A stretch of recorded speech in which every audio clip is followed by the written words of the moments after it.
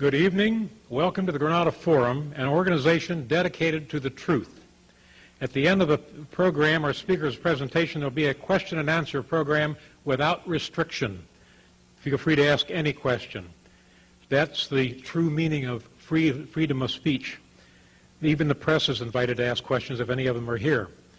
As children, we are taught of a word called character. As adults, we seldom run into those with it. Least wise in the media or inside the beltway. It takes character to stand alone and, like David, challenge Goliath. Like Terry Reid of Compromised, like Gary Aldrich of Unlimited Access, like Chris Reddy of Death of Vince Foster, like Ambrose Pritchard of the London Daily Telegraph. We have men of character in our own midst. They seldom are forced into the limelight until the conduct of others that betray their public trust force the issue. The fabric of our society has been torn by some that have an agenda and have suppressed it. On November 15th of 1996, just 3 months ago, a dedicated true patriot stood his ground and did what we can appreciate. Picture in your mind's eye CIA Director John Deutsch on a propaganda mission to south central Los Angeles to calm the waters as a result of articles that appeared in the San Jose Mercury News. He was hosted by Congresswoman Juanita McDonald's. Without blinking an eye, our speaker said, "I am a former Los Angeles police narcotics detective, and I can tell you that the agency has been dealing in drugs in this country for a long time. It is my distinct pleasure and honor to greet in the behalf of the Granada Forum and introduce a man that deserves our respect and attention. Please welcome Mr. Michael Ruppert."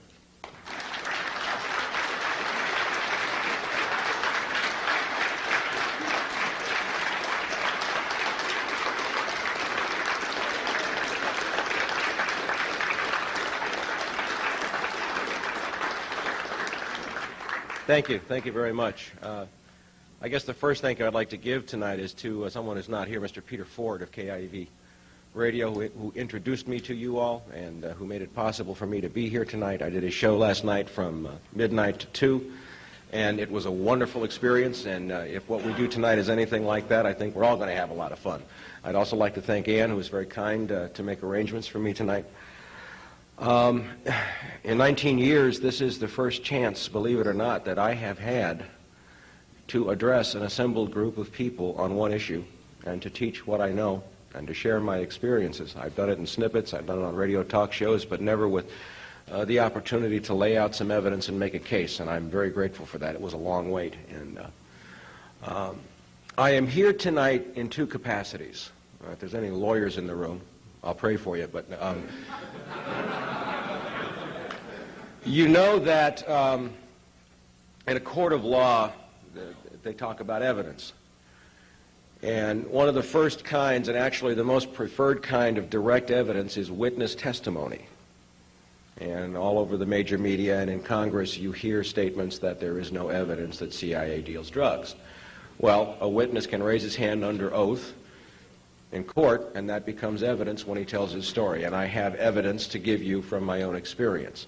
I am also here as a detective, if you will, although I have not carried a badge since November 30th, 1978. I consider myself to have been a detective working on one case for all these years. And so I'm going to present to you some of that evidence tonight. I want to start by giving you just a little historical background. And you'll see all these books on the table here, and I don't know if they're in frame or not. They're probably not. But you'll see The Big White Lie by Michael Levine, who is a former DEA station chief, or country attaché, they call it, from Argentina. He was present in Argentina in 1980 when the Central Intelligence Agency installed the government of Luis Garcia Meza, who was a cocaine lord, and gave him the whole country. And that was done in conjunction with the Argentine military. Garcia Meza's chief of security was Klaus Barbie, the butcher of Lyon. Okay? So there was heavy Nazi infiltration into the Argentinian military. Mike Levine was there. He documented it. He protested it. And, of course, it fell into this black hole that those of us in law enforcement know so well. The next book that you see there is written by the only man that I'm aware of who's been at this longer than I have. And I'm going to hold this one up.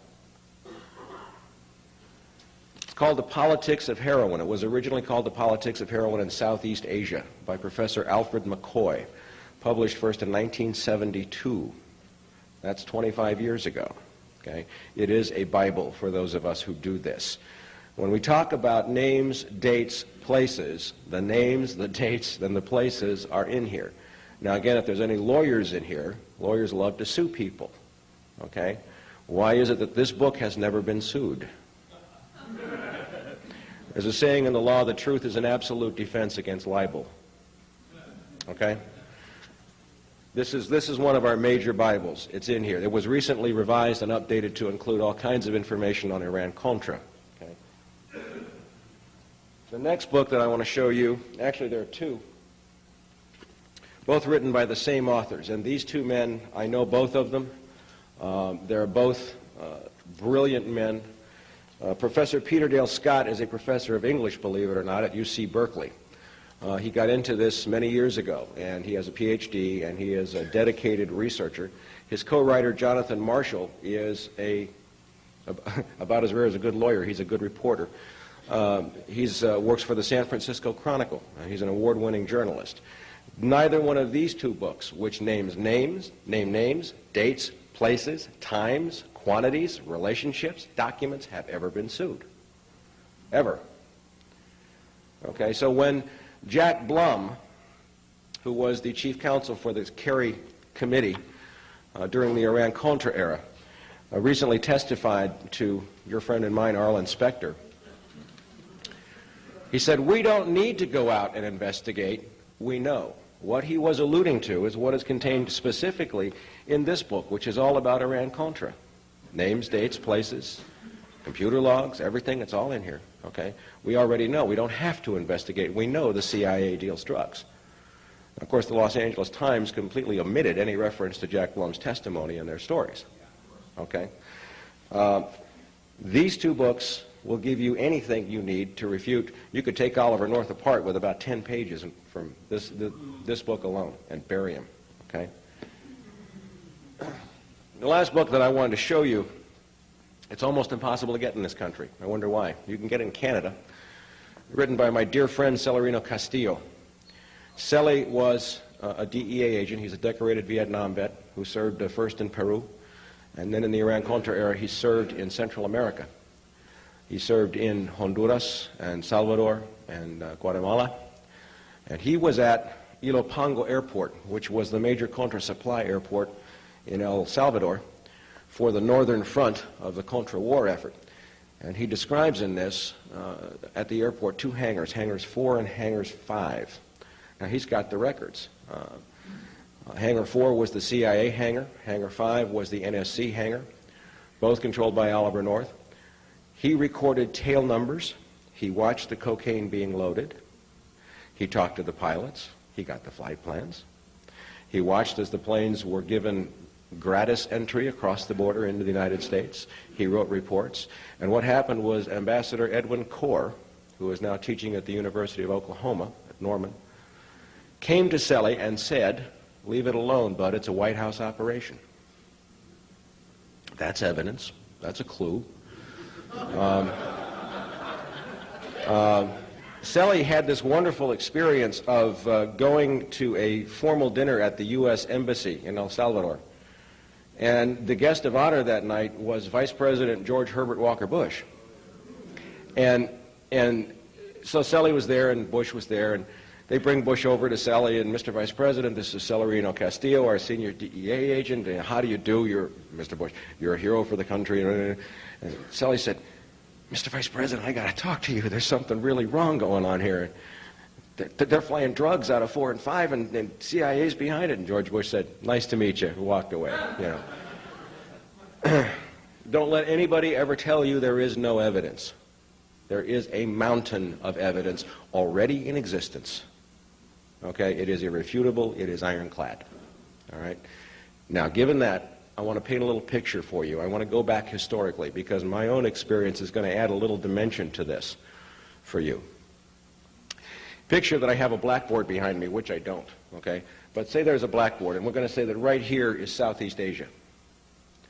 And then right here is the United States, and right here is South America, and over here is the Middle East, okay? Somebody was talking earlier about organized crime and CIA, and of course my opinion is CIA is organized crime.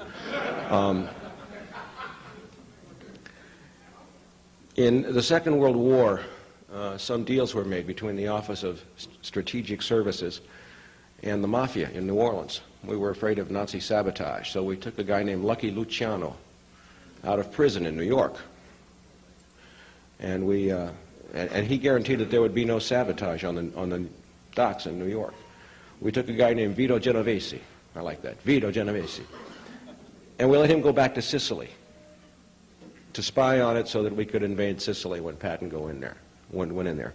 Of course, they went right back into the drug business. They went right back into their operations. The bond is very, very close.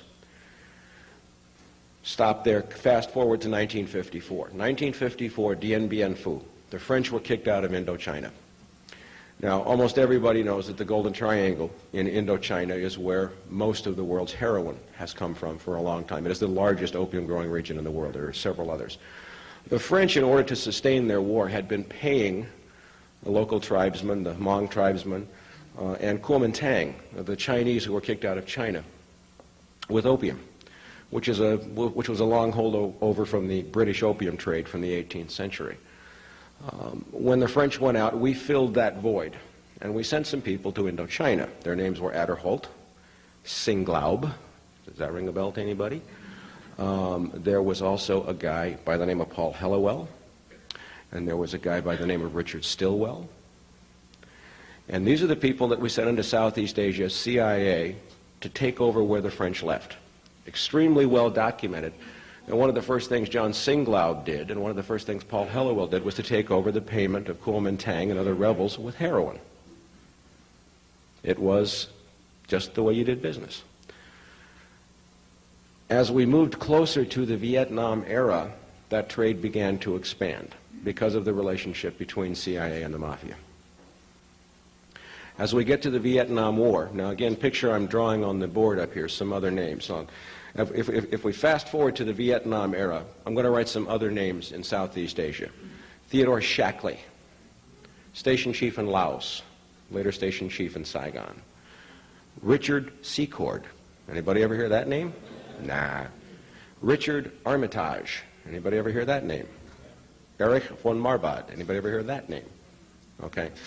Von Marbod was in the military at the time, Department of Defense. They all worked extremely closely together. Tom Kleins is another one who was Ted Shackley's deputy in Laos. Extremely well documented. There are still living witnesses. There are Air America pilots still alive who later became involved in Iran-Contra. That we ran the whole war in Laos, which was completely outside of congressional oversight, with heroin. We've all heard the stories about heroin coming back in body cavities in the dead GIs. Air America, Air Heroin, okay, the Black Plains. In the last 19 years, I have spoken to more than a dozen former members of the U.S. Army Special Forces, the Green Berets, who were sometimes ordered to carry the heroin by CIA. We ran this whole war there on heroin money. That heroin money did not just pay for the war, it paid for a lot of other things. Now, what happened is, and the picture that I want to paint to you, is, I don't know if anybody here is familiar with the disease of alcoholism, okay? I happen to be an alcoholic. I'm sober 14 years, okay? So I know a little bit about it. And what happens is that it's a progressive disease. One is too many, and 10,000 is not enough. Once you take a little, you have to take more. And there's no way to stop until you crash and burn, until you eventually burn yourself out. What happened in Vietnam was that by 1970, the heroin trade had spilled over and we were selling it to our own GIs. 1/3 of the GIs in Vietnam were addicted to heroin when they came back. Okay, they were smoking it or tooting it. They'd get what's called a stomach Jones. Okay.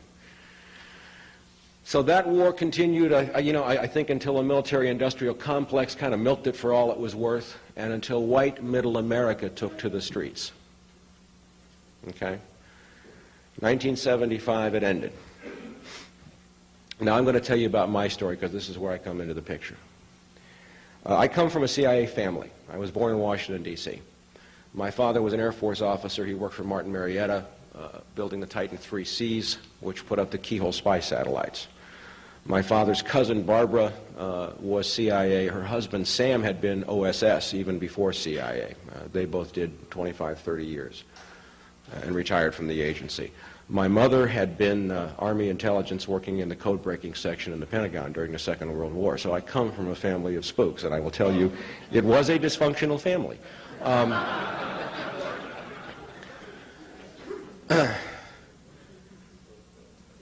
I was an honors student, I'm an honors graduate in political science from UCLA. I went there from 69 to 73, and I was one of 2 living Republicans on the UCLA campus during those years. The other one was a guy by the name of Craig Fuller. Now, I was chosen to intern for Chief Ed Davis at LAPD, having been groomed and having already been spotted as, part of the, the establishment, the in-crowd, an up-and-comer. Craig was chosen to intern for Governor Ronald Reagan. Craig was George Bush's chief of staff during Iran-Contra. As I was chosen to intern for Chief Davis, I was exposed to people from Army intelligence and an operation known as Garden Plot. I was told that I had a Q clearance when I was 20 years old, and I had to go home and ask my father what the hell a Q clearance was. I didn't know. In the Organized Crime Intelligence Division, I got exposed to one guy in particular by the name of John Xavier Vach, and I was told that he was a CIA-connected guy in LAPD. Well, it gets to where I'm just about ready to graduate from UCLA in 1973. I'm, magna cum laude, and the world is my oyster. I had interned for LAPD for 3 years. My family buys me a plane ticket. I go back to Washington, D.C., and I go for an interview with the CIA in the old executive office building. And here's this guy behind this desk with this huge CIA emblem on the wall behind him. And he says, Mike, I've looked at all your stuff. You're just a wonderful kid. You got a great background. You're in great shape. What we'd like you to do is to graduate from UCLA, join the CIA as a case officer, and a case officer is the highest rank within the agency. That's the highest level. There are levels above that, but that's the creme de la creme. And we want you to then, after you're a CIA case officer, go back and go through the Los Angeles Police Department Academy, and LAPD will be your cover. I sat through the interview, and I got a stack of papers about that thick for my clearances, and I said, thank you very much, and I came back to L.A., and I threw them away, and I said, that's illegal. I don't want anything to do with that. I joined LAPD in 1973, was valedictorian of my academy class, went to work in an area called the Jungle, which is down near Crenshaw and Martin Luther King. Was having a great time. I was a good cop. I loved it. I never had so much fun in my life. I mean, it was what I wanted to do, and I thrived on it. I specialized in narcotics. And then I met and fell in love with a CIA agent. She came to my regular old cop bar, and we met and fell in love. This is what we call the unofficial recruitment. It was more fun than the one in the office, I'll tell you that. And she knew people in LAPD's intelligence divisions. I didn't even know who they were. She kept mentioning this general by the name of Lee Goforth, and I'm going, well, who the heck is he? Well, he's a general, and he deals with terrorists. And I'm going, wow, well, sounds great.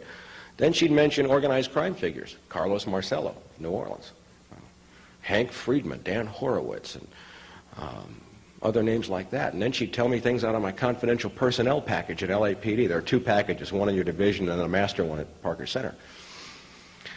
And then after a while, when we got engaged,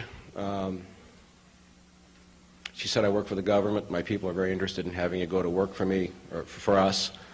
Bada bing, bada boom. And then she started taking trips, and she'd come back from Hawaii, and she'd say, yeah, I was in this room, and there were 50 kilos of cocaine and close to 1,000 M16s. Now, me being a narc, oh, by the way, LAPD, when I was in Watson, I confronted John Deutsch, said, he's never worked narcotics. Okay? United States Department of Justice Drug Enforcement Administration. Michael Craig Ruppert, that's me. I didn't get it for writing parking tickets. I just wanted to do that in case LAPD was right.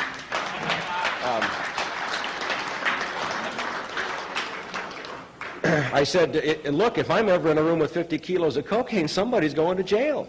I mean, What's wrong with you people? I mean, here I had been on loan to Wilshire Narcotics a few times writing search warrants, happy to get an ounce, and she's talking about 50 keys, and I'm wow. And no, we never touch the drugs. What? No, we don't touch the drugs. We kind of follow the guns. Okay, I'm not going to get involved in anything that overlooks drugs. Well, she related the same stories as having occurred in Baja California, in Del Rio, Texas, in the Bahamas, in New Orleans. And I kept saying, it was long before Mina. This was in 1976. We hadn't even got to Mina yet. And I kept saying, I'm not going to, and I thought it was some kind of test. I thought they were testing my integrity. I'm not going to do anything that overlooks drugs. Forget it. I'm a cop. Anyway, after a while, it became clear that I was not going to roll over, and she disappeared very suddenly. Right after she disappeared, a bunch of Italian thugs walked into my mother's real estate office. And then I found myself on loan to Organized Crime Intelligence Division, and who do I wind up working with but a guy named Lee Goforth, who was a senior detective, Detective 3 in Organized Crime Intelligence, and a brigadier general in the California National Guard. He was also LAPD's representative to LEIU, Law Enforcement Intelligence Unit, which is very heavily influenced by the alphabet soup. His younger partner, Norm Bonneau, and who's in OCID, but John Xavier Bach. So now I'm having all kinds of weird things happen. Hang-up phone calls, burglaries, I'm getting followed. I have to spy on my mother, gather intelligence. This is a little stressful. In 1977, I got burglarized. Now, she left saying that someone was trying to kill her, and that was the cover. Somebody stole one of my guns. Somebody stole a photograph of her. And somebody got an address that I had just gotten on her in New Orleans. So my captain, who was, to this day, one of the finest men I've ever known, a guy by the name of Jesse Brewer, who was the black police commissioner here in Los Angeles during the time of the riots, a wonderful human being, went to bat for me. He says, look, OCID is lying. What do you want? Take a vacation. I went to New Orleans, and that was the biggest mistake of my life. I got to New Orleans, and she's got an apartment with a scrambler phone, and I didn't know what it was. It's just like this 8-pound telephone, that looks like a normal phone, but it has a little thing that you plug into a wall socket. When you plug that in, and I had to describe it years later to an Air Force officer. He says, that's a KY-3. At the time, it required a TS clearance, a TS or crypto clearance. She had this black night vision device that she carried around in a paper bag. Naval and Air Force NCOs from Belle Chase Naval Air Stations were bringing her communiques. And it was funny because they'd be in civilian clothes, but they'd have the military shoes on, and their military ID card sticking up out of their shirt pocket. I mean, great disguise.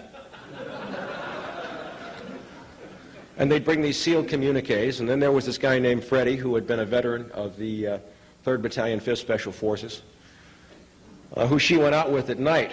And I got to meet a whole bunch of people who worked for a company named Brown and Root, major CIA contractor. They built Cambron Bay. They are one of the major homes of sheep-dipped employees. For those of you who don't know what sheep-dipping is, it's when CIA takes a guy out of the agency spy school and puts them in IBM or some company as their cover to go travel around the world. So all these people are shipping out for Iran. Oh, by the way, I didn't mention that Teddy grew up with the niece of the Shah of Iran. And she used to get letters all the time from Iran. And Teddy was American. And one time the Shah's nephew, Shahryar, came and picked her up, took her out to dinner. So anyway, I'm watching her make arrangements for all kinds of guns to leave. And then later I'm hearing her make arrangements for certain packages to be dropped off on oil rigs in the Gulf. And they would be stashed on the oil rigs down on the pilings. And bubbleheads, as they call them, deep sea divers, hard hats, would go down and pull up the packages of heroin at the same time that a service boat coming out to bring food would arrive at the oil rig, not subject to customs search. And the divers would just toss the heroin on, then Carlos Marcello controlled the whole dock operation in New Orleans. So here I saw, and the name CIA was dropped 6 or 7 times while I was there. I saw scrambled communications and letterheads and all this stuff. So they were controlling an operation where guns were going out and drugs were coming in. This was in 1977.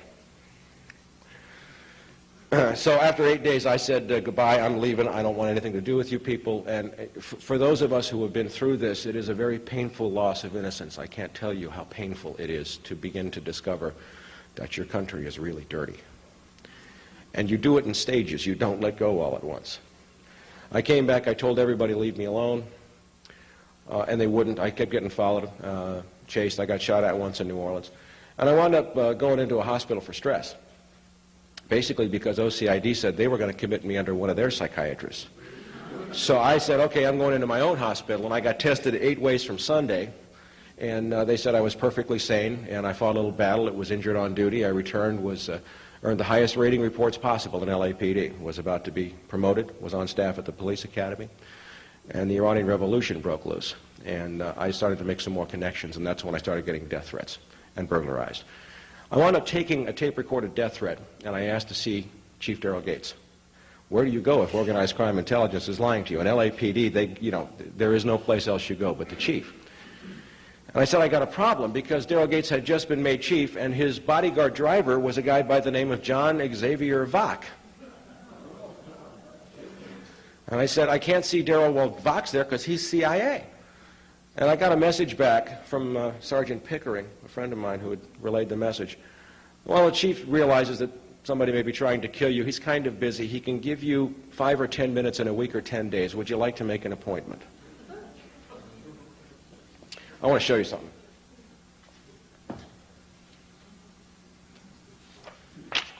I'm going to be giving this out at the press conference at the rally that we're doing this weekend.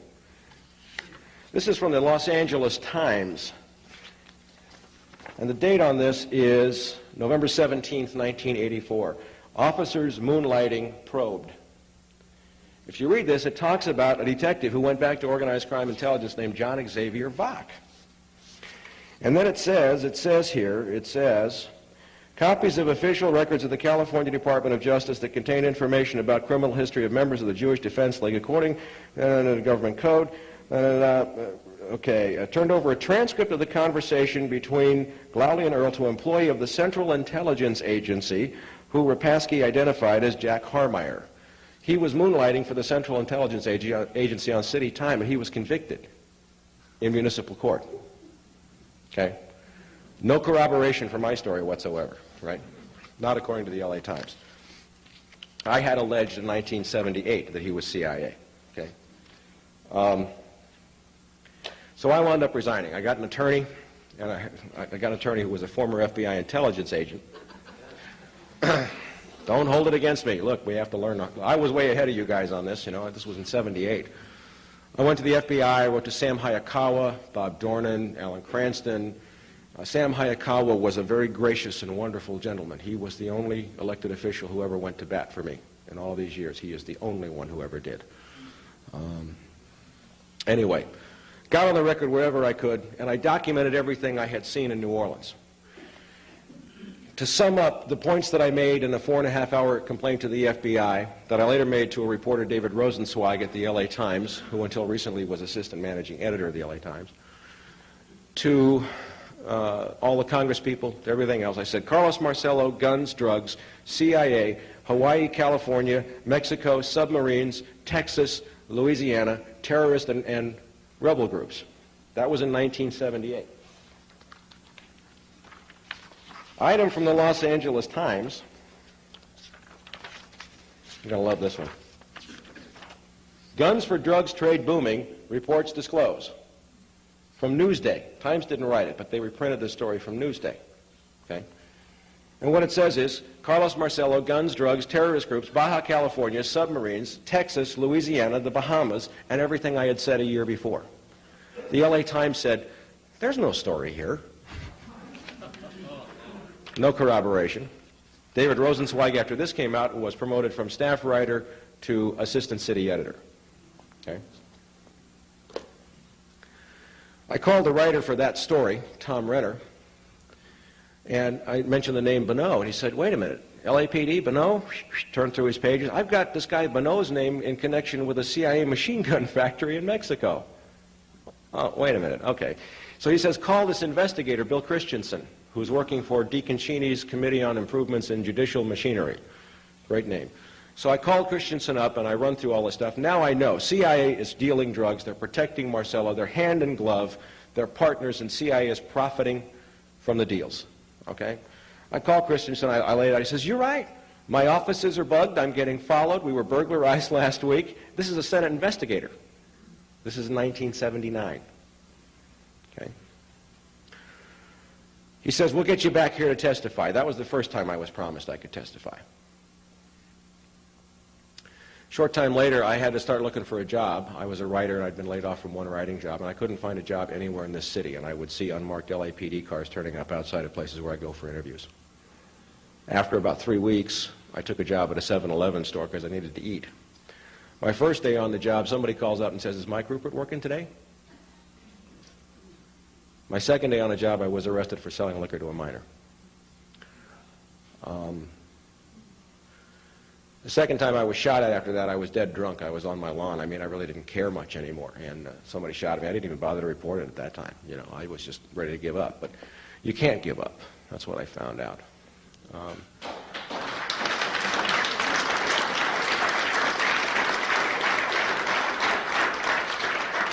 I wish I had a choice. I really do wish I had a choice. So I kept pursuing and pursuing and pursuing. And eventually, one reporter from the days when we had a paper in this town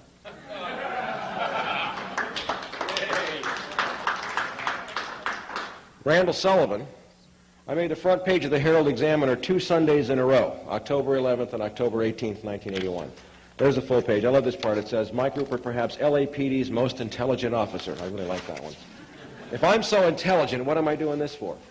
Okay, it lays out all the stuff about CIA, and it actually even finally mentioned down here, after the end of 2 parts in 2 weeks, CIA dealing drugs. So I am on the record in October of 1981. I even have documents back from the FBI saying that I said it back in 1980. So I do have a claim to some seniority here. What that gets me, I have no idea. Now, by this time, Ronald Reagan is president. Craig Fuller is assistant to President Reagan for Cabinet Affairs. Craig Fuller's name turns up in this article. I had a letter from Craig. Anytime you're in Washington, come and see me. I'd love to see you. So I fly back with Part 2 under my arm. October 26th, 1981, I'm invited into the West Wing of the White House. And I get into Craig's office in the basement. Now, the Senate was going to say that, Senate Intelligence was going to say I was never there, because 2 original White House letters were burglarized from my home just 3 months ago. The same day that a senior investigator for Senate Select, Al Cummings, called me and asked me if I had original letters on White House stationery. He's been very helpful, by the way, though. I mean, he told LAPD he was doing an active investigation. Yeah, we were trying to get these letters, and everything Mike says is true, and we had trouble faxing them and all kinds of shit. Excuse me, I said a bad word. So anyway, I get into Craig's office, and just for the record, Craig's office, if you're looking at the West Wing, you go in through the portico, you take a hard right past the receptionist, and on the far side of the reception area, there is a very steep and narrow staircase because it's built over so many years. You go down to the bottom of the staircase, you take a hard right and come back, and he had the corner office facing Pennsylvania Avenue and 17th. Tell me I wasn't there. Okay. I sat in his office and we talked for a while, and then I said, Craig, you look, CIA's really heavily infiltrated LAPD, and CIA is complicit in bringing drugs into this country, and it's wrong. Now, I'll tell you exactly what Craig said. He did not move, he did not breathe, he did not anything until I changed the subject. Okay? Not, oh my God, I'm a public servant, and what you're alleging is a great outrage to the American people. It's an offense to the Constitution and any sense of decency possessed by any human being anywhere in the world. Not, my God, this is terrible, somebody needs to look into this is awful. He just sat stone silent. And then George Bush made him his chief of staff in the second Reagan term. Now, I remember walking out of the White House and saying to myself, self, where do I go now? So I came back to Los Angeles, and it was one of several times I tried to put all this behind me, and of course events just kept catching up again, because in 1981 Oliver North was just getting started. Now, in January of '82, I went to UCLA, which was my school, and I sought out the ranking expert on Middle East affairs in the political science department, a guy named Paul Jabber. You're going to love this story.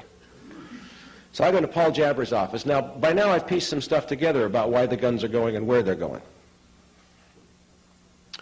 And I've narrowed it down to probably the Kurds, maybe the Baluchis, and it had to do with arming a group in Iran to fight somebody, mildly in connection maybe with the revolution, but I wasn't sure. But I had names of people like Shackley, and we'll get to that in a minute. So he says, my God, Mike, your analysis is brilliant. Did you know, by the way, that I was a CIA consultant and a State Department consultant for Jimmy Carter?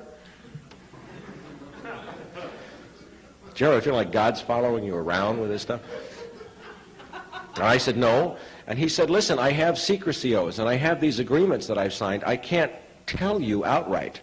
But why don't you go read the New York Times on these dates, articles by C.L. Schultzberger and William Safire, and look up the Kurds and tell me what you think. So I went and did it, and I pieced it all together. And what happened was, in March 3rd, 1975, April 1975 is when Saigon fell. Remember the context of history. March 3rd, 1975, the Shah of Iran and Saddam Hussein signed the Treaty of Algiers. We had been arming the Kurds for decades to fight against Iraq so that Iraq could not attack Israel. Okay? Through Iran. And what the Shah said was, Saddam, if you give me the Shah al-Arab waterway, I can double my oil exports, and I'll cut off all aid to the Kurds, and you can massacre them, and then your army's free to do whatever you want to do. So they shook hands at the Treaty of Algiers, March 3rd, 75. Within weeks, about 8 to 10,000 Kurds were massacred.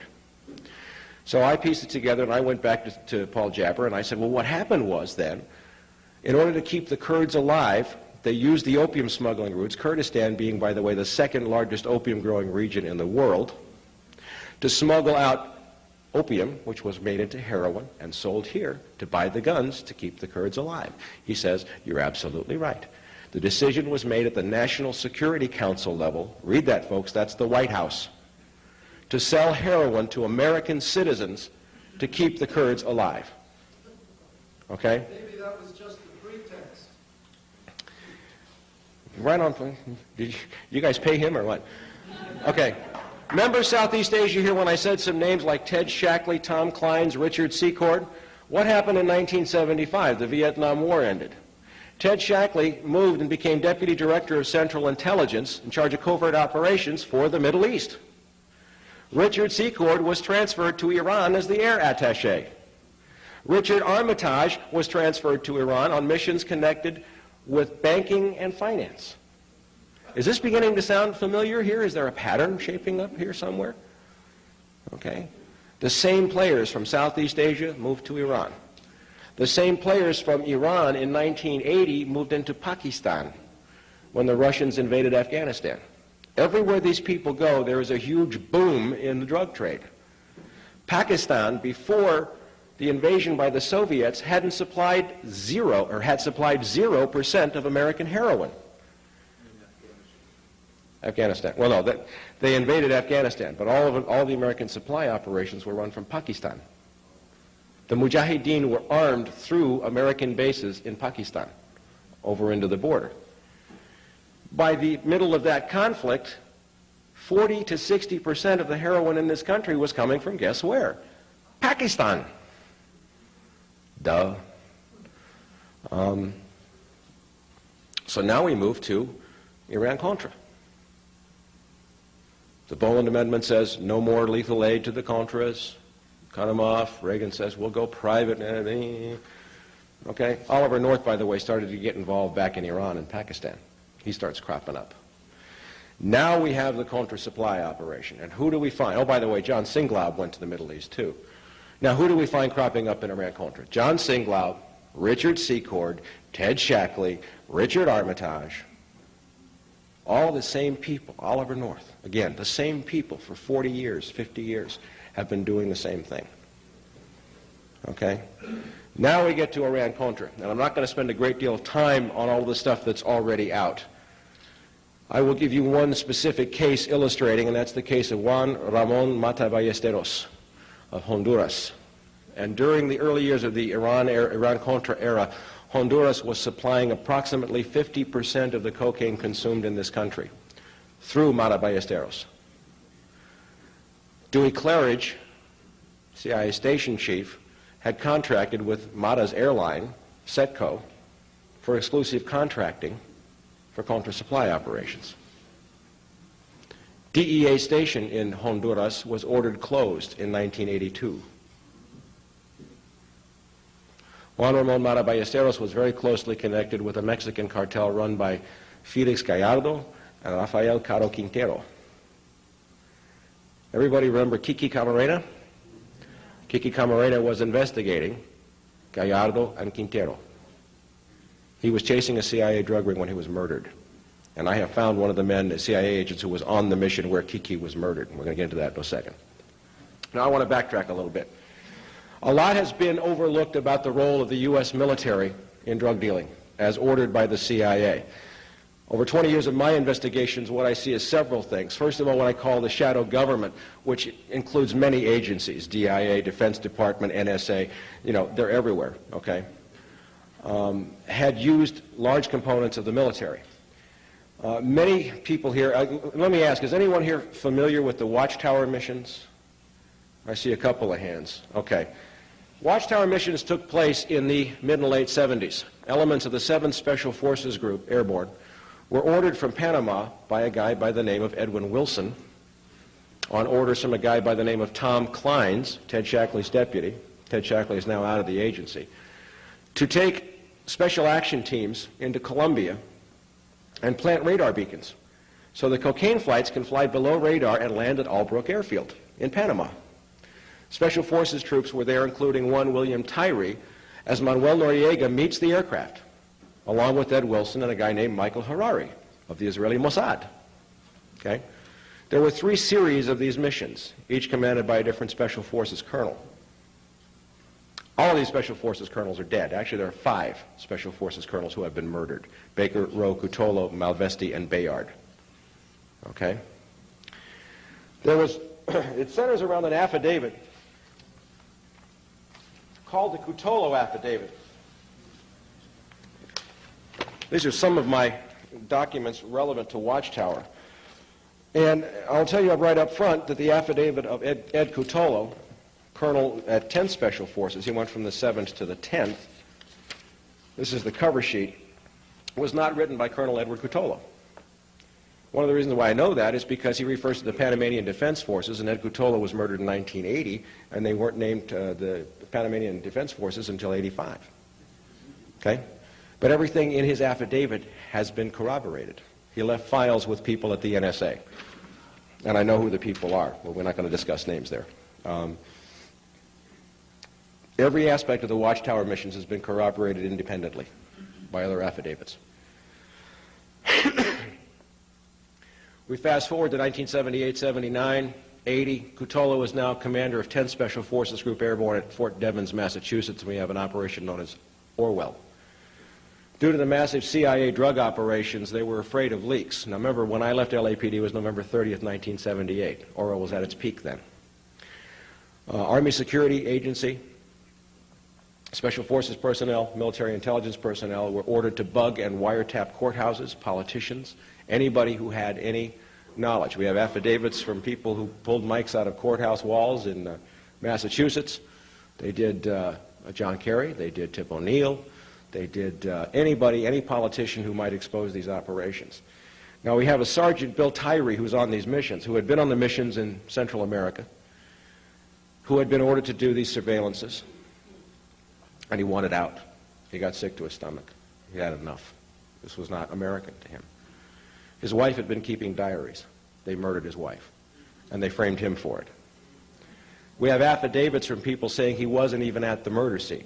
We have a letter from the district attorney who prosecuted the case, who was gay, who was being blackmailed by Special Forces, saying, please destroy the videotape showing the murderer other than Tyree coming out of the bedroom window.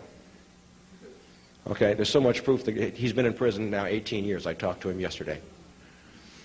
Okay, and as we move along with this case, we get more and more information about Watchtower.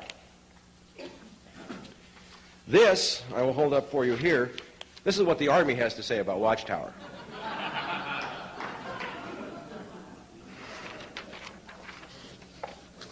And then they say it never existed. Just, it just wasn't there. The Central Intelligence Agency, if I can find it quickly, and I probably can't, but I have documents that he got from the Central Intelligence Agency, says there was no Watchtower mission. It's a 6-page letter in response to his Freedom of Information Act request. They go through 3.5 pages of there is no Watchtower and bada bing, bada boom, and then it says at the end, we are reviewing all of our Watchtower documents because we've had so many requests for them, and as soon as... Then they wrote him and said, can we have our last letter back? Believe it or not, they did. These people are not as smart as we give them credit for. They use fear as a tool, okay? There is so much evidence about Watchtower, and I have spoken to many Special Forces people. This came out, by the way, through Bo Greitz, who I've met several times. After Paul Neary of the National Security Agency died of natural causes, it was forwarded to Bo, and Bo started to release it in the early 90s. And there is a ton. I mean, if this guy ever gets a trial, he's free. And in my speech Saturday at the rally, I'm going to be talking about Bill Tyree. I'm going to be talking about the 12 or so members of Special Forces who have shared with me the shame they carry, okay, at having been ordered to do things like this. Now I want to get to someone who's even going to make you feel worse, if that's possible. Thank you. Pardon me, I'm going to hit the glass. This is a guy that I get to take credit for discovering all by myself. Again, I have such wonderful luck. Colonel Albert Vincent Carone. In this copyrighted report that I wrote in 1994, I called him the missing link between Iran-Contra cocaine operations and organized crime. This man was 20 years with the New York Police Department, a detective who happened to be involved in a couple of very key NYPD cases known as the French Connection and the Prince of the City, for which my colleague Jimmy Rothstein, a retired NYPD detective, deserves great credit as having uncovered the CIA links to both cases. Okay? This is a picture of Colonel Albert Carone after his retirement from NYPD. He was caught sodomizing two 12-year-old boys, and they gave him a pension. He had been a bagman and a CIA operative for his whole career. He is the counterpart in NYPD for what they wanted me and others to do at LAPD. Except for, this guy died, by the way, in 1990. I've held his personal phone book in my hand. Let me backtrack again. The death certificate when he died, we call it the CIA flu. The death certificate read, chemical toxicity of unknown etiology. His liver and brain self-destructed over a period of 6 months, and no doctor of about 11 doctors who treated him could figure out what was causing it. I've held his phone book in my hand, Colonel Albert Carone. And in that phone book, I found William Casey's home phone number in Locust Valley, Long Island. I found the home phone number for Paulie Castellano. Anybody know who Paulie Castellano is? He's the guy who took over the Gambino crime family. Matty the Horse Ianello. Pete Licavoli. More mobsters than you can shake a stick at. Now, I found a couple other names in the phone book. Go back to Southeast Asia. Remember when I wrote on the board up here? Paul Hellawell and Richard Stillwell. Home phone numbers. Also key players in a bank called the Nugan Bank out of Australia, which was the CIA's drug bank, who had Bill Colby as its chief counsel. This is a clue. This is a clue. Okay. He went on a mission to Mexico in 1985 with a guy named James Robert Strauss. I have no idea how long I've been going. Okay, James Robert Strauss, who used to brag about having taken quiet walks on the beach with Richard Nixon. I hope they weren't too close. And he came back from this mission saying, my God, we killed 2 DEA agents. We massacred a whole bunch of innocent civilians in Chiapas. You know that there's a revolution going on in Chiapas now. And I've lost my stomach. I can't do this anymore. He had been laundering cocaine profits from the CIA through the mafia for about 25, 30 years. And he lost his stomach. You know, not after sodomizing the boys or killing people or anything, but when 2 DEA agents finally killed, something clicked, something is wrong. Do we have any other evidence? By the way, here is one of the pages from one of his surviving passports. If anybody knows anything about passports, he had a black one, he had a maroon one, he had a green one, and he had a blue one. In 3 different names. Here's a passport stamp showing 3-day circuits from John F. Kennedy to London Heathrow to Nassau, the Bahamas. Could he have been laundering stuff? I don't know. We have some bank account numbers at NetWest, National Bank of Westminster, and Coots & Co., one of which is still alive. His daughter has it. We have military records. We have travel records from Strauss, Downing and Associates. His partner had an insurance company, but for a guy who sold insurance domestically, why would he need to go to Johannesburg, Hong Kong, London, Kuala Lumpur, Seoul, Luanda, Angola, the Jersey Islands? They do a lot of laundering in the Jersey Islands off the British coast. Casablanca, Madrid. I mean, I got 5 pages of travel records. Okay. When Albert Caron died of chemical toxicity of unknown etiology, several things happened. Every military record of the guy disappeared. His New York police pension disappeared. His bank accounts disappeared. His insurance policies disappeared. His driver's license record in New Mexico disappeared. Every record of this man was sanitized in the space of 3 weeks. His daughter, Dee Caron Ferdinand, who I love dearly and who was one of my closest friends, was left utterly broke and bankrupt, wiped out. She wrote to Pete Domenici's office and sent a picture of this photograph saying, my father was a colonel. And the Army said he was a sergeant in World War II, and that's what they buried him as, a master sergeant. Pete Domenici's office called her back and said he rented the uniform. Okay. All right. Well, then we'll just have to assume that 12 years earlier he rented a uniform as a major with exactly the same decorations.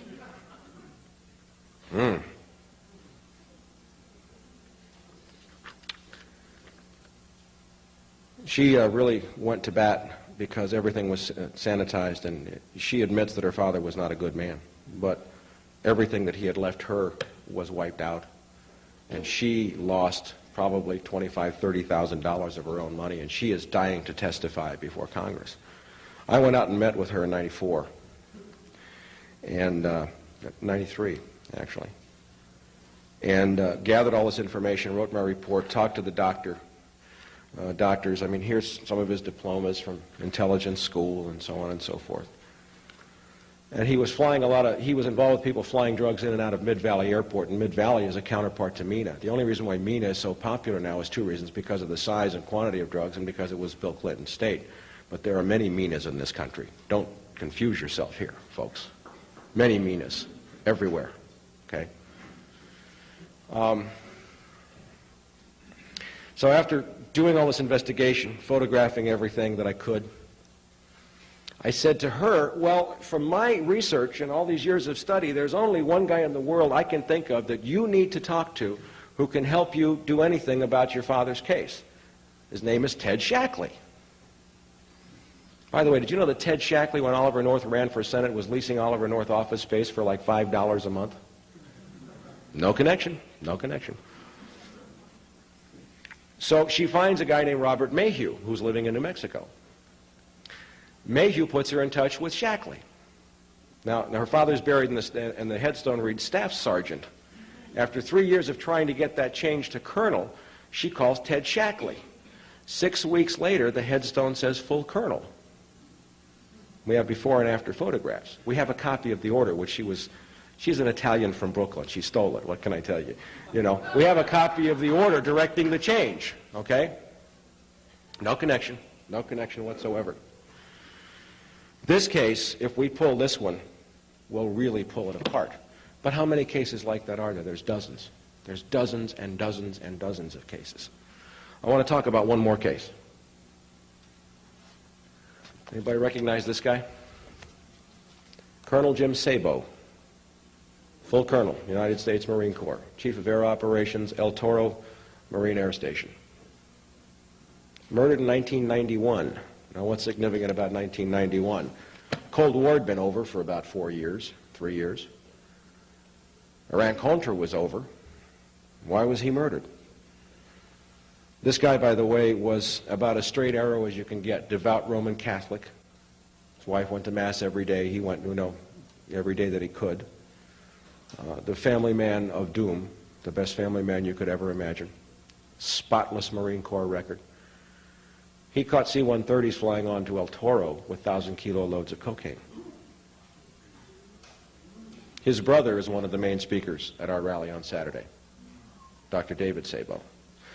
Now, the Naval Investigative Service said that he committed suicide. Now, why did they say he committed suicide? Because he sent a bookcase to his son on a military flight that was flying empty from point A to point B. And they were going to ruin his career for that dishonor. It happens all the time, folks. If the space is empty anyway, who cares? And he says, you're not going to do that to me. He was going to blow the whistle. According to the Naval Investigative Service and the Marine Corps, Colonel Jim Sabo went out into his backyard with a 12-gauge shotgun, shoved it so hard into his mouth that he sheared off the uvula at the back of his throat. Now, if you're going to commit suicide, why do you put yourself through all that stuff just to commit suicide?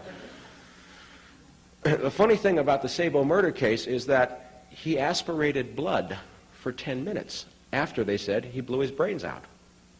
Now think about that for a minute, folks. If you're dead, you're not breathing. How can you aspirate blood after you've killed yourself? It's impossible. They also found a deep skull fracture on the back of the skull right back here with a hematoma. You don't hematoma, it doesn't sound like it sounds like a dance.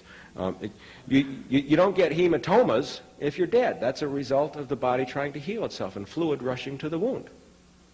Somebody knocked him out, boom, let him lie on the ground for 10 minutes with a skull fracture, inhaling blood before they shoved a shotgun so hard down his throat it sheared off his uvula.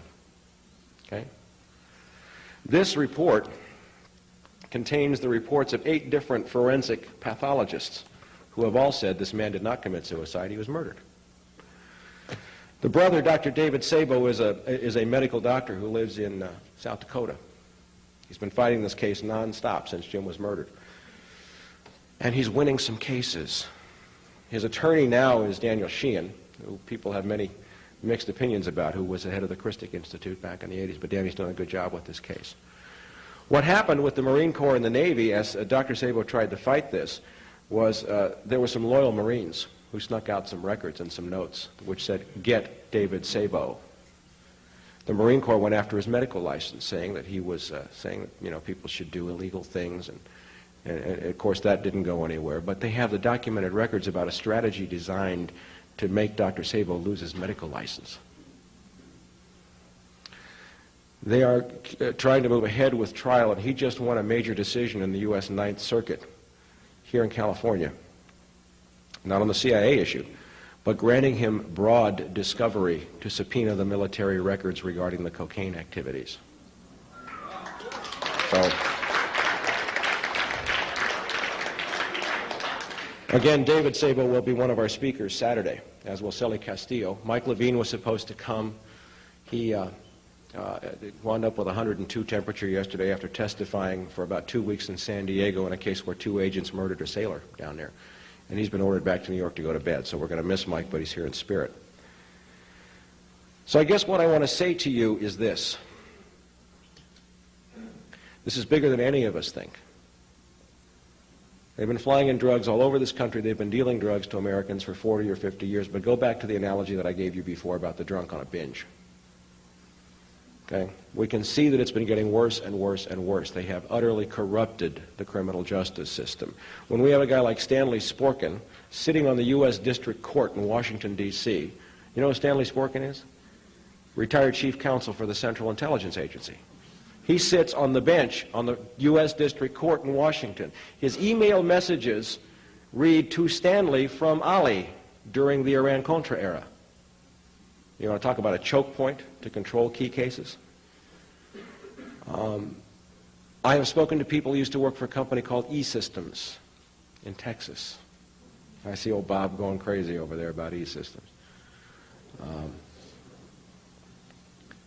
Their children, one of them had her son murdered because she discovered E-Systems. E-Systems makes all the encryption devices for the NSA and CIA.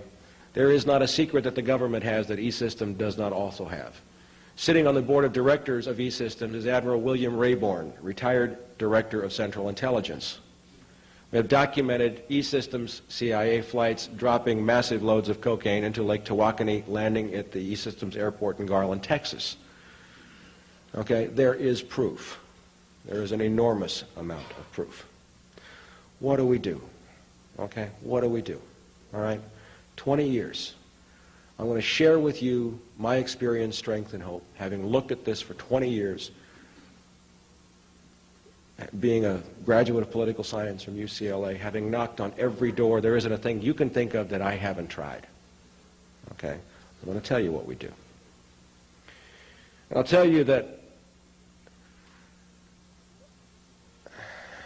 there were times for me in the 20 years that I've had incredible depressions, incredible heartache, incredible disillusionment, utter hopelessness, knowing and believing that I was going to die and never see a day of justice. And I'll tell you, I think I'm beginning to understand how a slave felt, knowing that he was going to die, and that neither he nor his children would ever have any hope of seeing freedom. And there were times when I thought, and I used to manage the largest gun store in the state, B&B. And I got so much good information out of B&B because we sold to all these feds, and they'd come in. I'd say, yeah, come on back and shoot this MP5. And the guy would just start blabbering all kinds of stuff to me. It was wonderful. There were times when I wanted, like others, and I will not criticize them, to go to the hills. You know, I have no family. I've never had children. I was told that if I ever had children, they'd kill them. Then I thought about going to the hills and giving up and waiting just for a chance to go out fighting. But I will tell you what I have learned in 20 years, that it takes more courage to stand up and talk than it does to fight.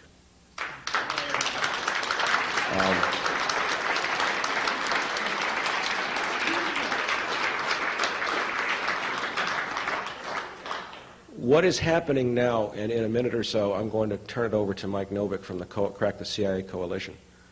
What I see happening now is a potential miracle of biblical proportions.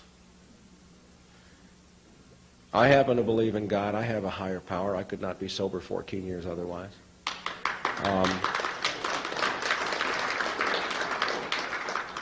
I do not believe that my God has ordained for me suffering. I don't believe that he has ordained an Armageddon. I don't believe that he has asked me to do anything but to do the right thing in faith one day at a time. What's going to happen Saturday is that, in one sense, the lion is going to lay down with the lamb. These people who are in the Crack the CIA Coalition, of which I have been a part now for, I guess, about a month or so, 6 weeks, whatever, are people you would not ordinarily associate with. On a daily basis, I work hand in hand with a former Black Panther. Okay? There are people from socialist organizations, and there are people from labor parties, and there are black militants, and there are Indians and Hispanics and Democrats, you know.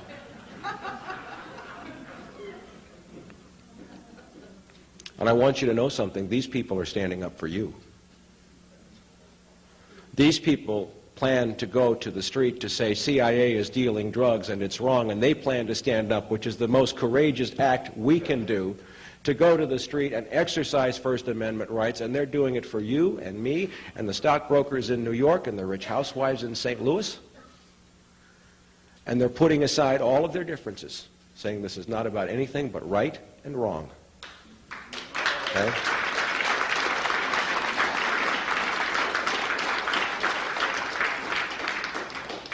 See, what the agency, what the shadow government has done for so long is to pit us against each other, black against white, against rich, against poor, against gay, against straight, against cop, against...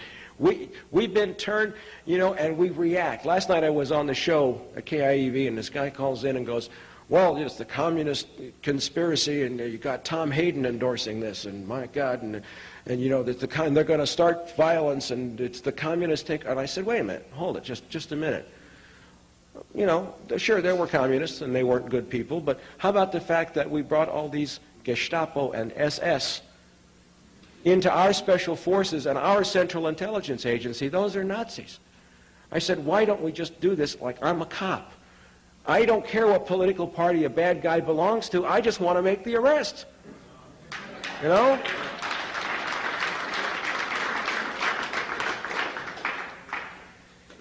If we can do what I'm hoping we can do on Saturday, we will have 10, 15,000 people in the streets, and I pray to God some of you are there. And there are people coming from various parts of the country, and there are people from the right as well.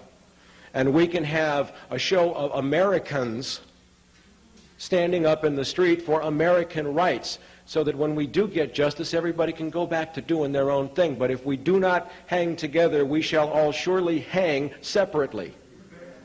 Okay?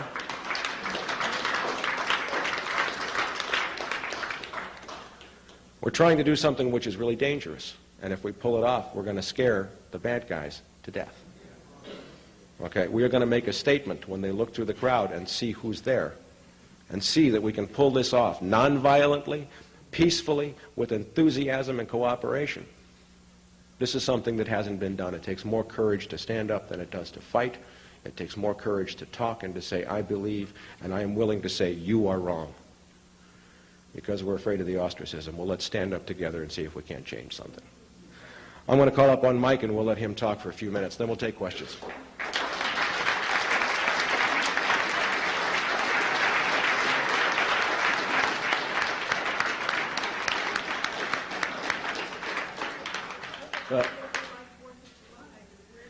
Talk about a tough act to follow. That's a pretty amazing set of facts, but really the life that this man has lived to come to this moment and be here with us, I think, is incredible. And I really want to thank Mike for his tremendous courage and his openness to just deal with the truth and to speak the truth and to, face the consequences of that. And I think it's something we all have to do.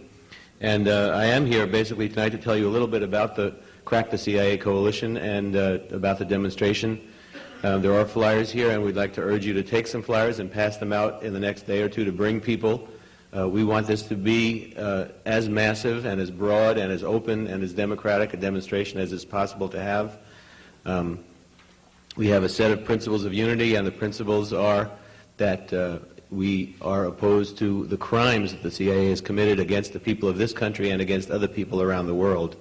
And, I think one of the things that has come very clear to us in doing this work is that it's impossible to protect ourselves somehow by the use of agencies like the CIA, because the crimes that they carry out supposedly in our name somehow to protect the American way of life are crimes committed against us every single day, and that the crimes they committed in Nicaragua and the crimes they committed in other parts of the world inevitably are going to affect us, and we see the destruction they've created, the devastation, not only in south central Los Angeles, but in every village and hamlet in this country. And crack is not something now they thought that they could dump in one community and somehow destroy that community and not have it spread out throughout this society. So we're seeing tremendous connections between what's going on. And, people here I know have no love for Bill Clinton, I'm sure. And I think it's important to understand that the people in this coalition are not in any way part of the coalition that Bill Clinton represents. The people in this coalition are a coalition of forces trying to claim their humanity, defend themselves, to recognize the need for solidarity to deal with this. And, I've been on talk radio, and I used that word once, and somebody said, when I hear that word solidarity, I want to lock and load. But I'm telling you that that's what you need. That if you want to deal with the CIA, if you want to deal with Bill Clinton, you have to recognize what they're about. And they're about an empire. And the problem with Bill Clinton is not whether you think he's a socialist or you think he's a moderate or you think he's this or that. Bill Clinton is an emperor. And that's the problem with Bill Clinton. And Bill Clinton wants you to be subjects of his empire. And if you want to have any other status than as a subject of that empire, then you have to stand with the former Black Panthers in this coalition, and you have to stand up on Saturday and say that Bill Clinton and the CIA are not committing these crimes in your names or in our names, and that if we want to protect ourselves from those criminals, we have to take action with all the good people of South Central, the good people of East Los Angeles, the good people of the San Fernando Valley, have to stand up together and say, we want a different and a better world together.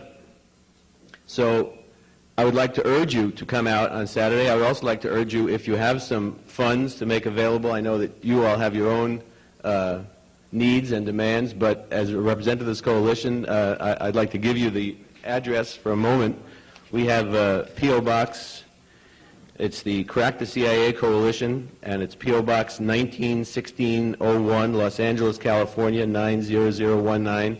We've been fronting out money to bring Celie Castillo to Los Angeles, to bring Dr. David Sabo from South Dakota to Los Angeles, to bring documentation and information and to put on this demonstration. And so we want you definitely to come out and support. We want you to be a part of this process. We're not stopping tomorrow with the demonstration. The demonstration is the beginning. We are co-sponsoring on March 15th, and everyone who's here is certainly welcome to come, a teach-in on all of this material at Fairfax High School in the city of Los Angeles. That will be beginning, I believe, at 11 o'clock on March 15th, which is a Saturday in about 3 weeks. We're going to be having Peter Dale Scott, the author of the books that Mike Ruppert mentioned, Cocaine Politics. We're going to be having Dr. Alfred McCoy, the author of this, the leading book on this, what he referred to as the Bible. And all of this effort is the effort to expose these truths and these realities to all of you and to the rest of us, to educate ourselves, to mobilize ourselves, and to support each other in this movement. And that's what it's going to take. It's going to take a movement to resist, to counter the lies, and to expose ourselves to some truths that, you know, people here are certainly, you know, understand what's disseminated in the media bears very little relation to reality. But you might want to rethink some of the things that you have absorbed from those same media, criminalizing and castigating and demonizing people on the left who might have something to share and something to offer you, demonizing people who've stood up. There's a man named Michael Zinzin, for example, who is involved with the gang troops, a former Black Panther, not closely involved in this coalition, but he is somebody who files were taken out of the LAPD to prevent him from running for the city council in Pasadena. These crimes go on and on and on, and they will not be stopped unless people stand up and say no more. So we're trying to do that on one particular day, but in a very long-term way, and we're happy to dialogue about these things, and I thank you for the time. I thank Michael for his tremendous presentation, and I think we all owe him a tremendous debt of gratitude.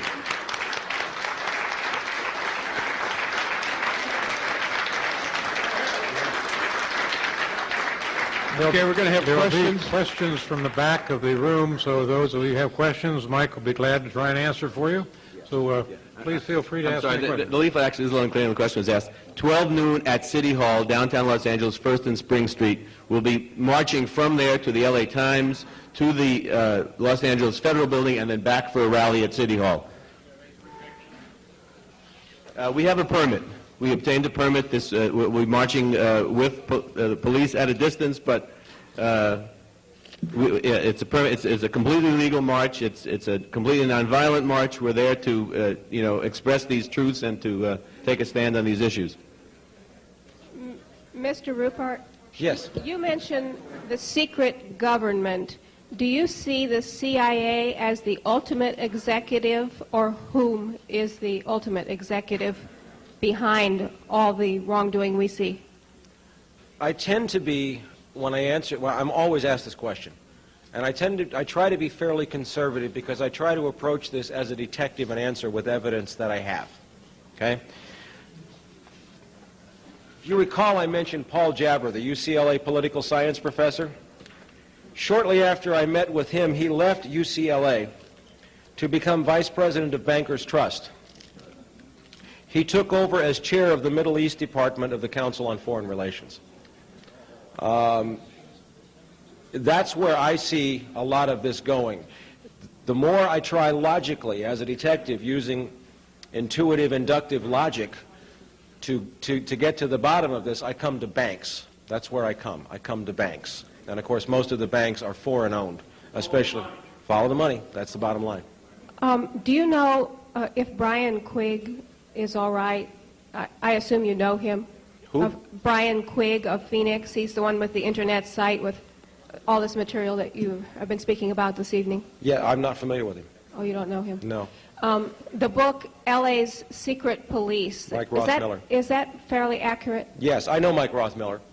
And what's very interesting about that is that Mike touched on a couple of things. LAPD has been heavily, heavily infiltrated by CIA for a long time. Bill Parker, who was the legendary chief here, hated the FBI. And he invited CIA lock, stock, and barrel to come into LAPD. And then there are documented cases during the Iran-Contra era of one detective named Hamilton of Organized Crime Intelligence coming off an airplane with the Mexico City Chief of Police, Arturo Durazo, who was under indictment for drug corruption from the Bahamas. What's an LAPD detective doing with the Mexico City Chief of Police on a flight from the Bahamas?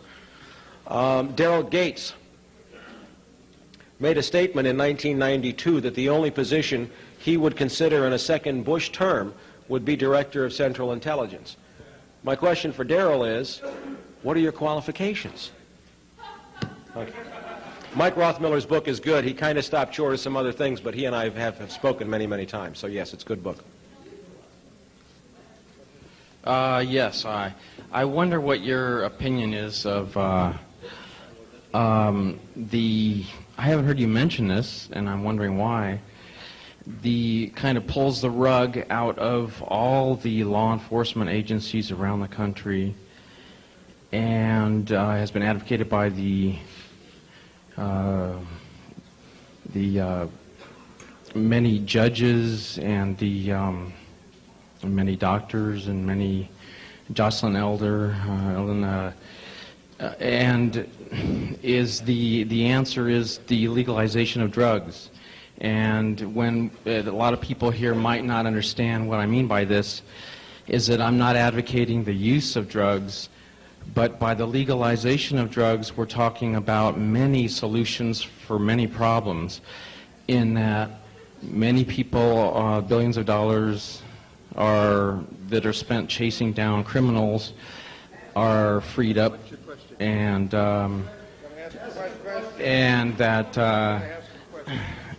that many crimes committed by these so-called druggies aren't committed because it's legally gotten. I guess I'm wondering what your opinion. I mean, it's just the simple solution for a whole lot of problems, and I'm hoping everybody here thinks on this for a while, because it is the awesome solution for a whole lot of awesome problems.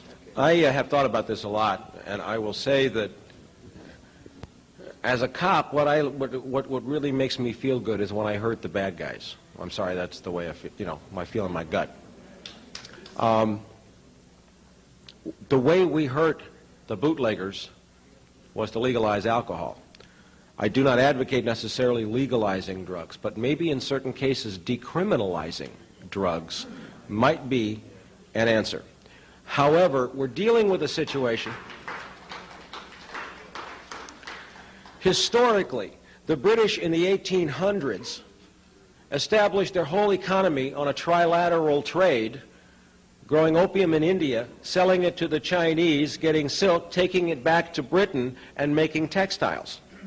And that set up the cash flow of the British economy. That's the model.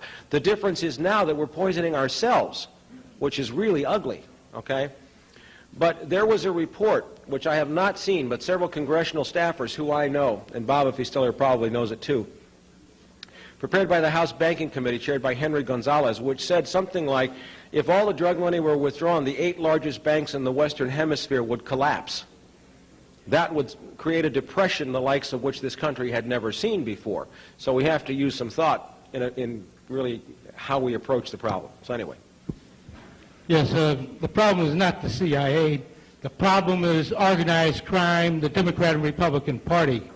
And the real problem is that we do not have a policy of putting the cocaine cartel out of business and destroying the cocaine cartel. Instead, you're destroying the American people. My question is, why aren't you putting the blame on the Democratic Republican Party and organized crime, and why aren't you pointing out that we have no policy to destroy the cocaine cartel? That's what you'd be using the opportunity Saturday morning for. I just was pointing out about the guy with the phone book with Paulie Castellano and all of that, so I think I was talking about organized crime. Yes. Yes, last night on Peter Ford's show, you mentioned that you had sent the material to Ross Perot, and he had called you twice, but I don't know what he said. Could you elaborate a little more on that conversation? Yeah. Again, from the Los Angeles Times.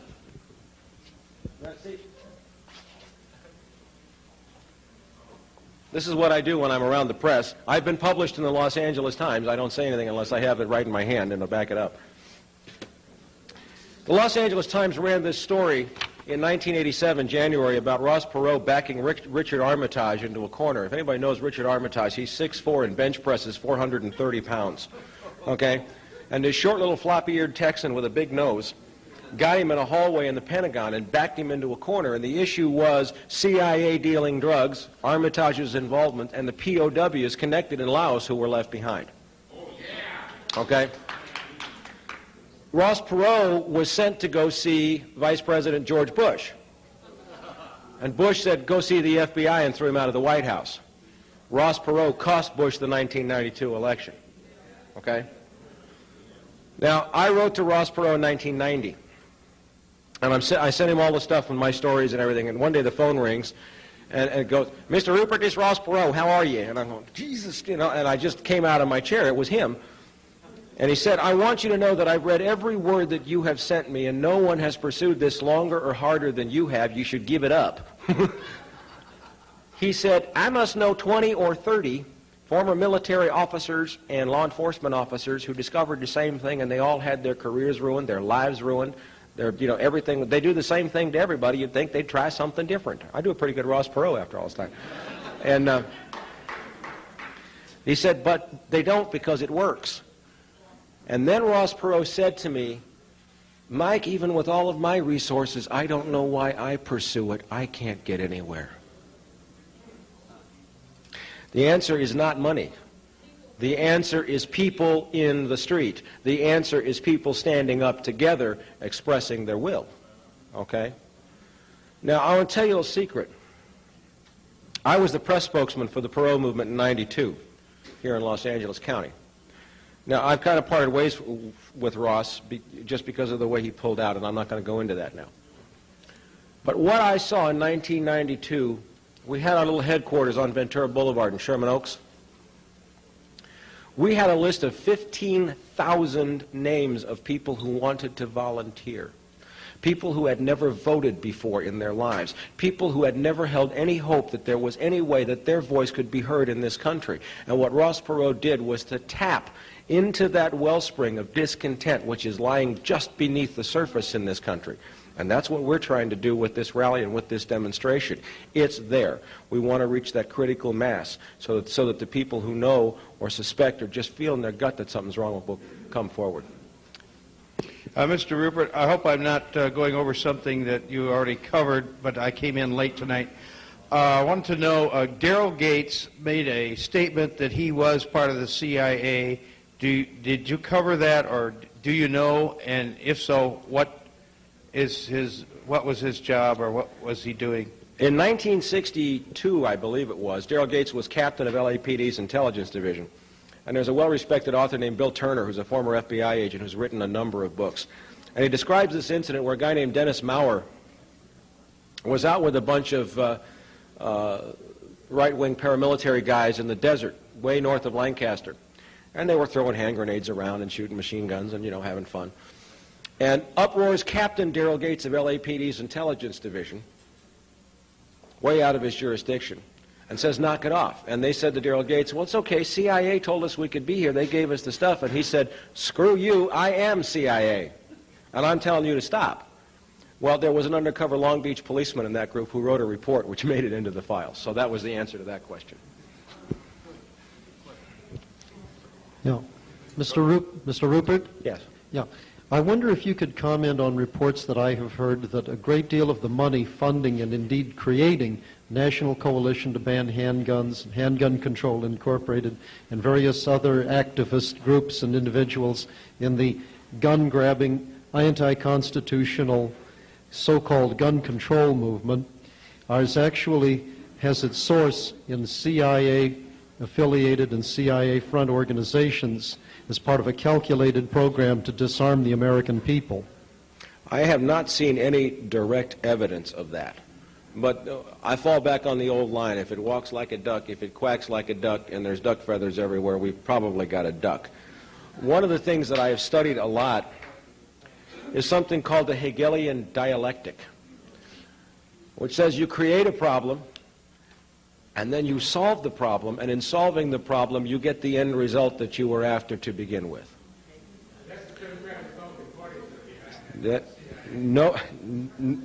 Nobody can dispute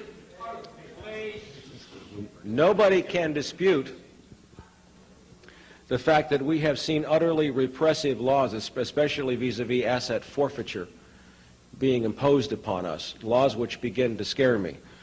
And I have interviewed a guy whose father was a high-ranking official in the Abwehr, which was Adolf Hitler's intelligence service, who was his grandfather. And he used to tell his grandson, who was now a very good friend of mine, if he didn't lose the Second World War, if he just changed venues. Okay? So it's beginning to sound like that here, yes.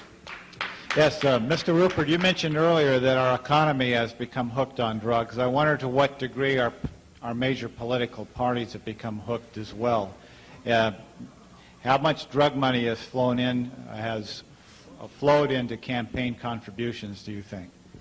Again, I don't have any direct information on that, and I really only answer stuff that I know directly, but there is so much drug money. I mean, if you look at what happened in Mina, and there are 2 retired Army CID investigators. Gene Wheaton is very public, and I know Gene well, who estimate the amount of drug money flowing through Mina at $40 million a month, and through the Arkansas Development Financial Authority, which is what made Bill Clinton a hero in the state of Arkansas. So, yeah, it's probably there.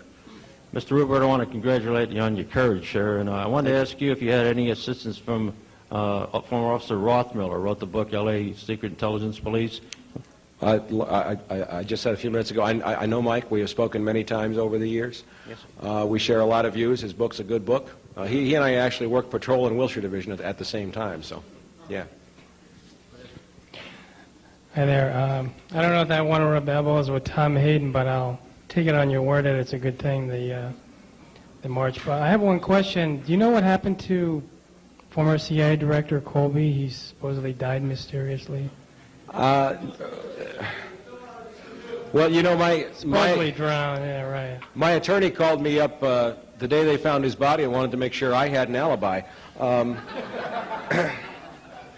No, I don't know personally. I've just received an updated copy of the Franklin cover-up, which contains some very disturbing questions about Bill Colby's death.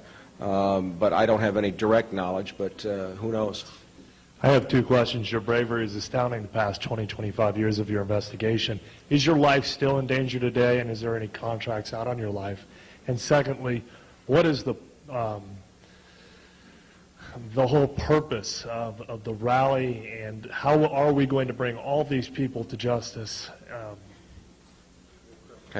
in the end? First of all, no, I wouldn't know if there was a contract out on me. I haven't been shot at for a long time. I'm fairly well known now, and they tend not to kill people who are fairly well known. The problem is you can get so well known it doesn't make any difference to Martin Luther King, Bobby Kennedy, et cetera, but I'm nowhere near that big yet, so I think I'm safe for a while. As to what we're trying to do and how we're trying to do it, I am relieved of having to answer that question. Again, what I have come to from a spiritual and a constitutional and an American standpoint is that my job is to do the right thing and to leave the results to a power greater than myself. The only sin that I'm aware of is not standing up. That's the sin that I'm aware of. Yes, sir. I think it rather paradoxical that there's enough evidence against Mr. Clinton and his administration to put most of them in prison. My question is, how intrusive has drugs become part of the operation in Washington, D.C. amongst the congressmen, the senators? And why is it that we don't have one person who will stand up and initiate impeachment proceedings on this scum that we have in the office? Now, does drugs have an effect here, and why is it we're not getting anything done? All investigation and no prosecution. Drugs have an effect everywhere. In the Cotolo Watchtower affidavits, there's the story of one congressman named Larkin Smith who tried to stand up, who was looking into the Tyree murder case. He was flying on an investigation when his plane crashed and he was killed. Hale Boggs. They kill congressmen. They can kill presidents. Maxine Waters walks a fine line. She is a Democrat, a member of the minority party. She doesn't chair any committees. She is chairwoman of the Black Caucus, yes, but she alone, as a member of Congress, doesn't have the power to stand up. I am going to make it very clear in my speech Saturday that where the people lead, Congress will follow. We have got the cart before the horse. We can't expect anybody to do for us what we will not demand that they do by ourselves. Okay? We have to stand up together. Congress ain't going to listen until we do. Yes, ma'am. Yes, thank you very much, Mr. Ruppert. It is very clear to me that you are a very holy man, and you are totally surrounded and protected by the love of God wherever you go. And I particularly like the way you said, do you ever get a feeling that God is following you with this stuff? I love it. Thank you very much. I do have a question. It's very clear to me that it's AAA, all about addiction. There is no easier way, is there, to control people than to get them addicted. Now, whether it's called legal drugs or illegal drugs, a drug is a drug is a drug. I would like to know if you know how far and to what involvement the American Medical Association is involved in this. Thank you. I sometimes feel like I would have to be God to answer some of these questions.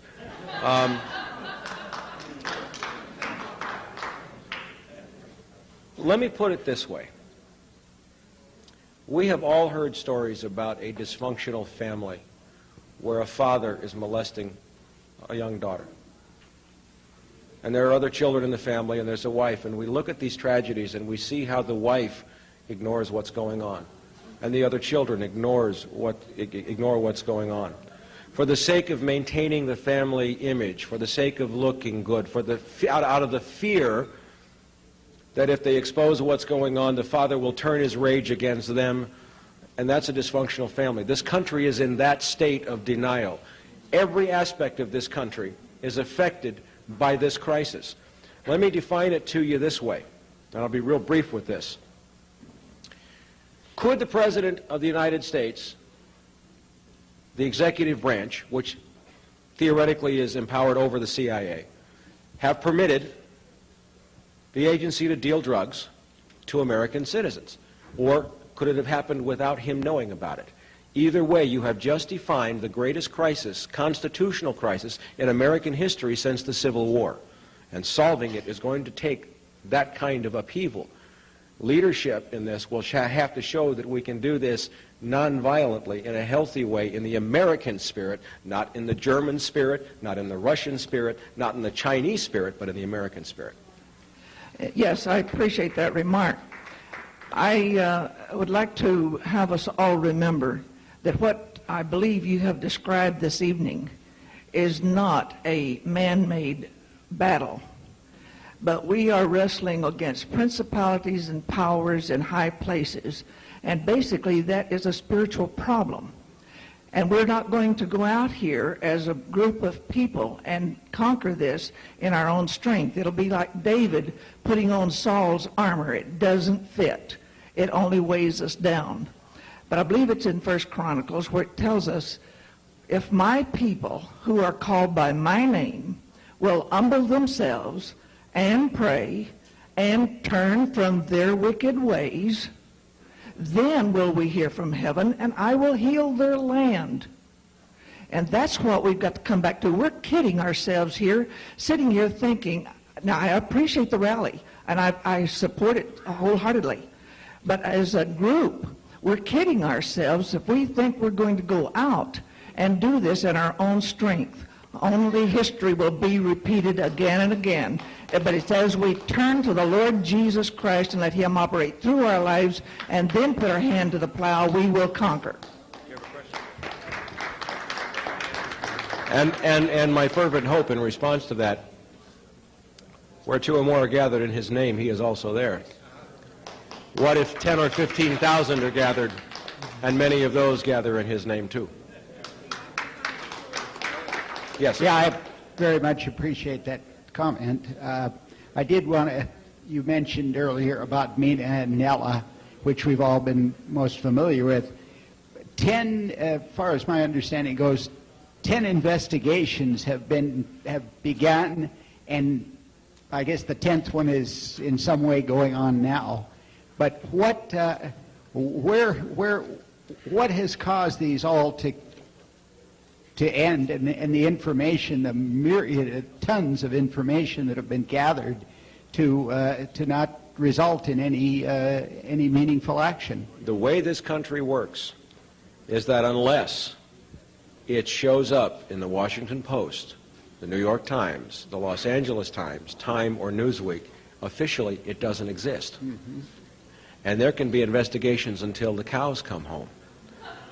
And, you know, the information is out there. We have it. I have it. Everybody else have it. Dozens of other witnesses have it. Gene Wheaton has it. Terry Reid has it. I've spoken to Terry several times, okay?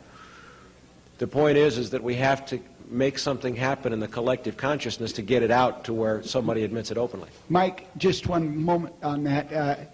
You know that we know two boys, we know two young teenage innocent boys were killed, and we know a number of other people relating to those deaths were also killed, and we do know that enough information is extant to make a case. It seems to me that a rifle shot has to be fired in order to break through this wall. Instead of these little hammers banging away, some focal point has to be singled out and just hammer it through till it breaks the dam. You raise a beautiful point. Mike wants to say something in a second, but let me talk to that point for a second. I have met all over the years, I have met people who were angry with the IRS, and I have met people who were angry over many, many different righteous, justified causes. But they have been a Tower of Babel. As I view this from a political standpoint alone, I see the single issue of CIA and drugs as being the one single issue which can crack the armor. And when will the armor crack? The armor will crack when a farmer in Iowa and somebody in St. Louis and Wisconsin and Colorado, who's middle America, who's, wakes up and catches on to this, that's when the armor will crack. And as far as I'm concerned, and I have many opinions about many other issues, publicly I speak only about CIA and drugs, because that's the one where I think we got a chance to win. Mike wants to say something. Yeah, I want to briefly say exactly that. The people have talked here about the Republican and the Democratic parties, and one of the things they always talk about is wedge issues. And they always want to try to drive a wedge. They want to drive a wedge between blacks and whites. They want to drive a wedge between Latinos and whites, between blacks and Latinos. They're constantly looking for issues on the theory of divide and conquer. And when they mean conquer, that's what they want to do. They're not just talking in figurative terms. And we're looking for some cement. We're looking for things that are going to wedge us together in a way. And we're looking at this as we say, crack the CIA. We want to find something that is going to affect the conscience and the consciousness of many, many people to see our commonality and our common struggle. And I wanted to respond to...